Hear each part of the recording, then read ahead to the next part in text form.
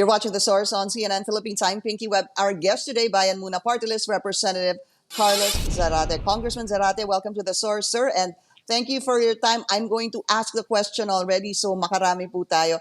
Why did the Makabayan Bloc not show up during the Senate hearing last November 3?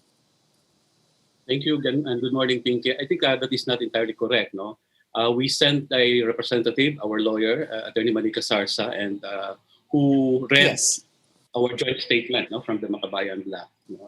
And in that statement, we cautioned, in fact, the committees, the committee headed by Senator Lacson, not to allow this Senate hearing to be used as another venue for a spectacle, no, of presenting wild statements from supposed witnesses who cannot even present credible evidence. No, just like what happened last year, I think, no, when they conducted a hearing for the alleged kidnapped youngsters. No?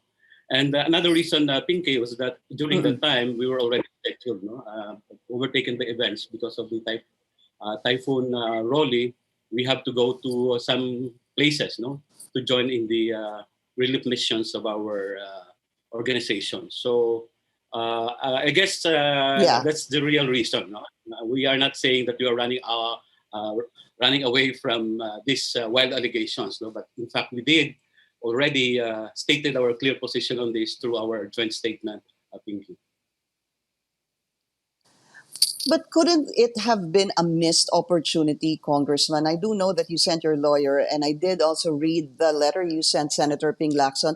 A part of that even said that basically ay yung magamit ang Senado para sa red tagging and I think terrorist tagging. May ganun pa pong mga salita. But it could have been an opportunity where the Makabayan congressmen could have faced the government officials, government security officials. Well, we didn't take it as a missed opportunity. In fact, if you're referring to these government officials, we have been meeting this and confronting this government official for several instances. No, the latest of which was during the budget hearing. They have been raising the same question, the same issues. No, and when we challenge them to present credible evidence, they will just throw unsubstantiated allegations, red tagging just anybody else, no? And in fact, I saw your interview yesterday. Inaamin naman din nila, no? We are not doing anything illegal as members of the Bloc. And in Congress, yes. Yes, in Congress, no? But even outside of Congress, no? Our record is very clear. Our record will speak for itself, no? And for example, personally, this is my third term in Congress. Wala naman hindi naman tayo nasangkot na sa kung anong anomalyo dyan at kung anong sinasabi nilang criminal activities. Truth to tell, they filed, of course, they filed charges against us several times. But all of these cases, ay na-dismiss ng korte or kung hindi man ng korte, ng Office of the Ombudsman or ng Department of Justice. DOJ, yeah.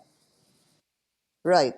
One I remember was that of Nery Colmenares, who that complaint was also dismissed by the DOJ. I since you were able to watch the interview yesterday, yun nga po yung tinanong ko kay Secretary Esperon. Sabi ko, meron po ba silang ginagawang illegal in Congress? Which he said, wala naman po. Kasi then I went on further to ask him, you know, if there are these allegations of, because they stand by this allegation that the Makabayan Bloc is connected to the CPP, NPA. So, ang sinasabi ho kasi nila, there is this group, particular group, has a subgroup, and then that group, the party list group, is actually being used wittingly or unwittingly. That's how he explained it to us, Congressman.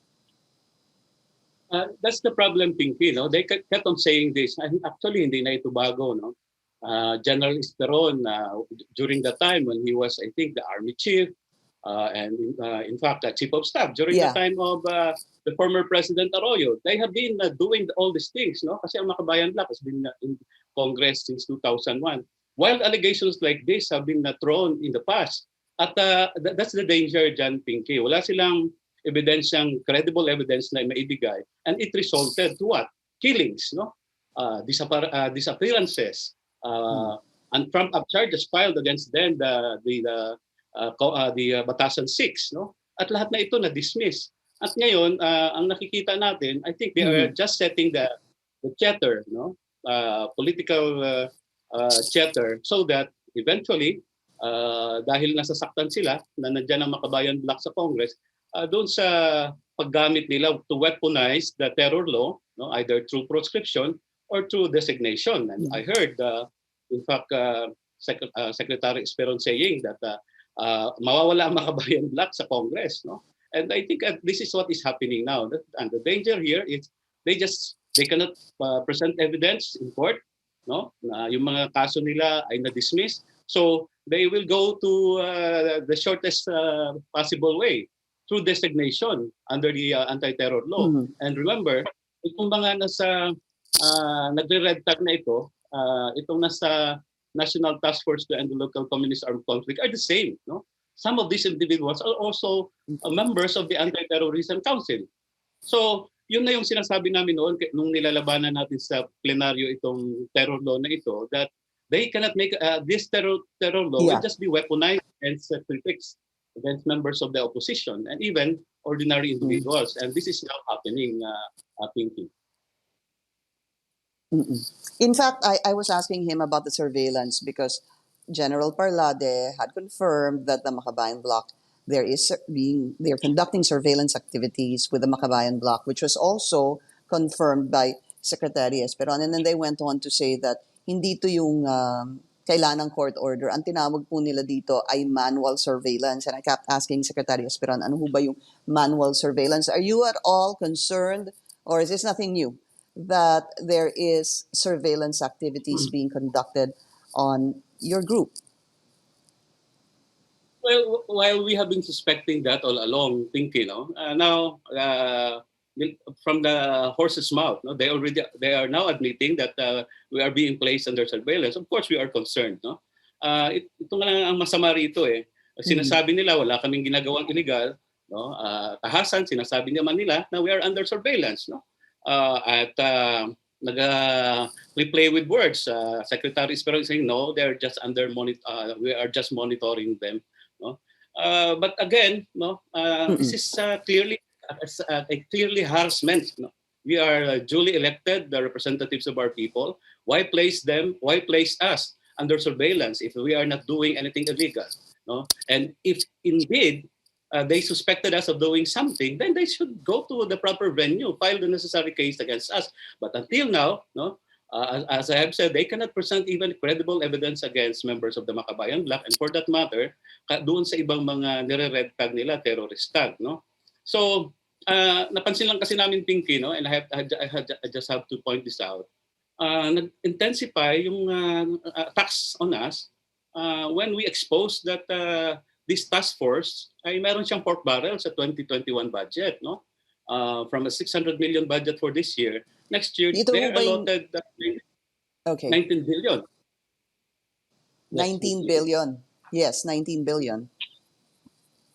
Yes. Yeah, I know. And, I remember that, Congressman, because you flagged that, your group flagged that budget of the NTF LCAC. Yes, because nakapagtataka, that to say the least. And in fact, shocking. We are in the middle of a crisis aggravated by this pandemic. And here you have a task force, not even a regular agency, allocated 19 billion. No? Samantalang, ang DOH, for example, tinapyasan yung ibang appropriations nila. We only allocated 2.5 billion for the vaccine next year. No? Ang DTI, for example, tinapyasan yung pondo nila para doon sa microfinance ng ating mga natamaang micro and small and medium enterprises, no? Yung one town one project, yes. From 100 million ginawang 90 million, no? So kaya we flag this down, no? Talagang even if they deny it, very clear, no? Pork barrel ito, they have their own menu, sila yung mag-approve, no? Kaya after that naging wild na yung mga accusations, no? Kung ano-ano na lang na pinaratang sa amin, and even coming from these perjured and paid supposed witnesses that they presented in the Senate. Ito po si Mr. Jeffrey Celiz. You're referring to Jeffrey Celiz? Yes, no, because from his own mouth, he admitted that he's a perjured witness. No, from claiming that he's So, a student of UP and a member of this so-called this organization. Then, when he was outed as a drug protector in Iloilo City, he again changed his story. No, so again, ito lang yung napoproduce nila, no, mga wild accusations from perjured witnesses, no, and of course, we will not take this sitting down. These people will be made accountable eventually, no, in our legal processes, Pinky. how so? How so, Congressman?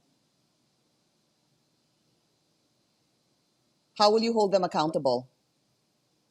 Well, we're studying a lot of everything, no, legal means. In fact, we did file cases already against some of these officials who are involved in terrorist tagging, no? And eventually, even these perjured witnesses, All no? right. Kailangan kasing itong state of impunity will be stopped, no? All of this red tagging, terrorist tagging, because meron itong mga direct consequences sa Pinky, no? And the worst case, alam naman natin, a lot of our colleagues were assassinated, no? Just because they were unjustly tagged as terrorists by some members of the security sector. We've run out of time. Thank you po sa inyo, Bayan Muna Party List Representative Carlos Zarate. Thank you.